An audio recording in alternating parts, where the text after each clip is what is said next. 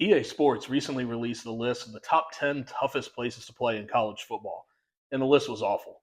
So, as somebody who's traveled around the country going to different college football games, I'm going to give you the correct list. Starting at the top, number one is Tiger Stadium at LSU. Night games there, they're just different.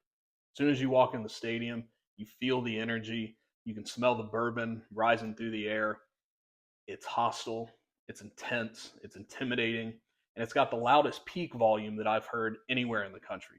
In fact, when it really gets cranked up, you don't so much hear it as you feel the sound waves moving through your body. It's an incredible experience. So when the band gets cranked up, when the student section starts pointing at the opponent and yelling, "Suck that Tiger," nothing like it in all of college football. Number two is Beaver Stadium at Penn State.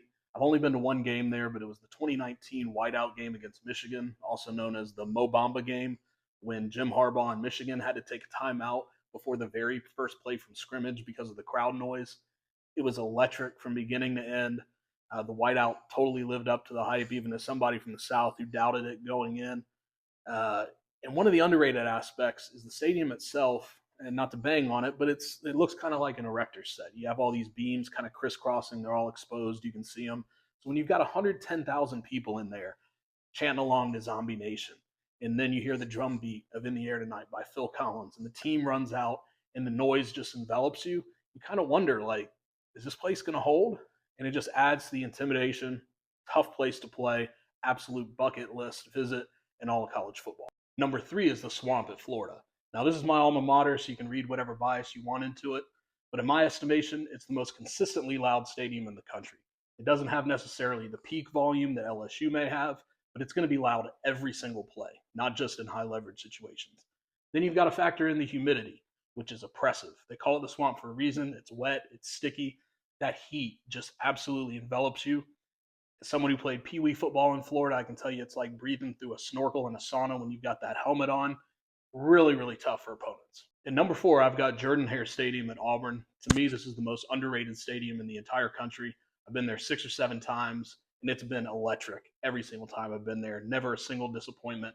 Like Florida, it stays loud consistently throughout the game, from the Eagle landing prior to kickoff through swag surfing in the fourth quarter. That place just stays rocking. Auburn's incredible. At number five, I've got another elite SEC venue, Neyland Stadium at Tennessee.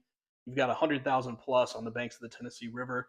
The peak crowd noise is similar to LSU in the sense that it can just be absolutely absurd at times, but it's not quite as consistent as what you get at Florida or Auburn. So that's why I've got those two just ahead of Tennessee on this.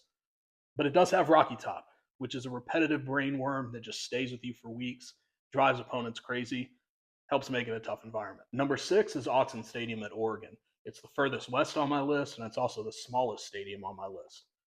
But when you go there, you see everybody with their hands to their mouths yelling anytime the opponent's on offense. And just the shape of the stadium helps to kind of compress the noise and force it in towards the field. So it is a loud environment despite its smaller size. Oregon, great spot. At number seven, I've got Texas A&M. I love college football because it's weird, and Texas A&M kind of takes the weird to the extreme, but we need that in the sport.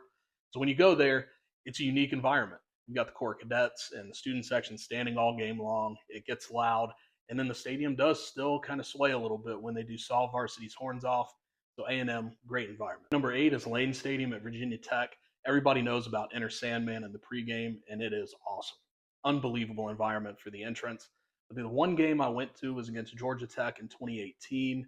It ended up being a blowout in Georgia Tech's favor, and on top of it, they're running the triple option. So it was just kind of a plodding, boring game that Virginia Tech got taken out of quickly. So I kind of got gypped a little bit on that one.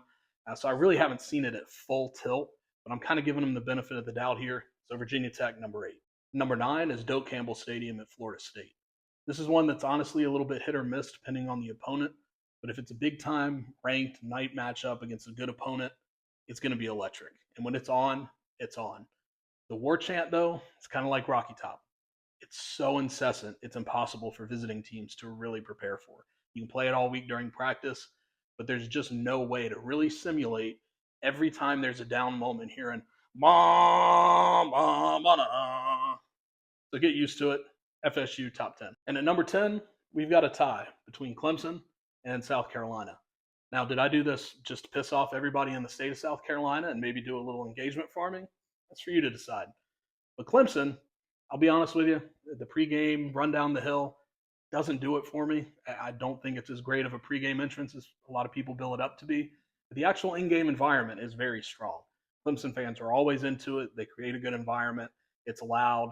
They're in every play. It's a good spot worthy of a top 10.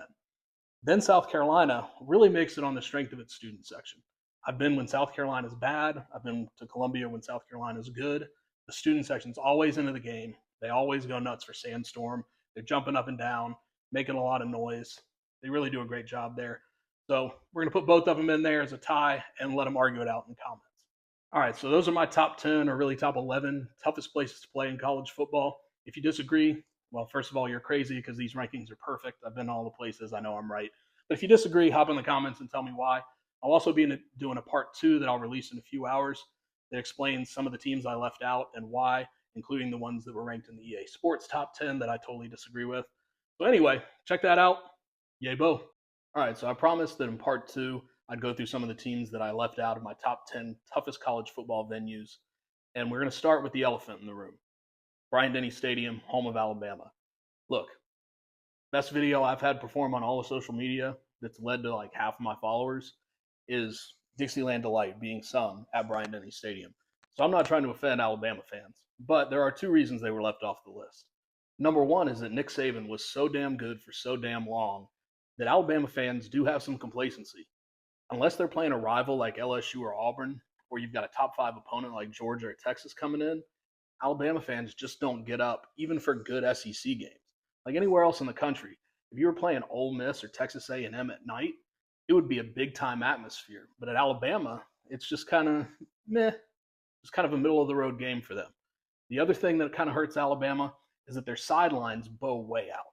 As you can see in the picture here, unlike a place like Florida, where the sidelines are straight and they're very narrow, so fans are right on top of the benches, at Alabama, the sidelines bow way out. So crowd noise doesn't really make it down to the field in the same way that it does at some of the top environments in the SEC. Next, I'm going to lump a few of them together, Georgia, Ohio State, and Oklahoma, because they're all kind of similar. They're all fantastic programs that win a lot of home games because they usually field really good teams. But the in-game atmospheres themselves, while solid, just don't stand out. Like they're very good. They're all places you should absolutely visit. Athens, Georgia is one of the best college towns in the country, in my opinion. Columbus is a great time because it's kind of like a city, but it's also a college town. They're all places that are really cool, really fun, but they just don't stand out for their in-game environment. EA Sports also had Wisconsin in its top 10. And look, if the list were most fun places to watch college football game, Wisconsin's absolutely in the top 10. No doubter, elite when it comes to just having a good time in a football stadium. The only place I've ever seen elderly ladies discuss what they were going to bring to the church potluck, and then 10 minutes later join the student section for a chant that's so vulgar that the clean version is eat poo, screw you. So just to give you an idea, Wisconsin fans are awesome. It's a lot of fun. It's a great environment, but it's not really the toughest place to play. Husky Stadium at Washington also frequently gets mentioned in lists like these because it's objectively one of the loudest stadiums in the country. Decibel meters prove that out, but I left it off for a few reasons. Number 1, it's the greatest setting in college football. They love to claim it, and it's pretty much true. You can't be the greatest setting and be intimidating. Like those just, you can't have it all, Washington. I'm sorry. Second, the fans are like a little too nice. If you're going to be an intimidating, tough place to play, I have to hate some of your fans, but in both instances that I've been out to Washington, loved every fan I met. And last, maybe this is a little nitpicky, but Washington is one of several schools out on the West Coast that operates on the quarter system instead of on semesters. So they don't start school until several weeks into the college football season. And frankly, that's just un-American.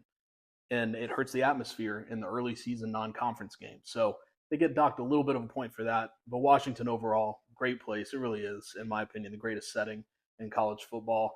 So I don't mean to hate on it, but they fall just outside the top 10. And last, there's Michigan. They tend to get mentioned in this stuff because it's the big house and winged helmets and all that stuff. And I always just have the same reaction. Nah. Granted, I've only been to one game at Michigan, but it should have been a stunner. It was a ranked matchup, top 15 opponents, 2018 against Penn State. It was set up to be a big-time atmosphere, and it was a total dud. Biggest disappointment of any of the major college football sites that I've been to. The big house to me was more like the quiet house. I couldn't believe the lack of noise, the lack of energy and atmosphere throughout the stadium. And granted, Penn State was awful on offense in that game, but it was a close game all the way through halftime.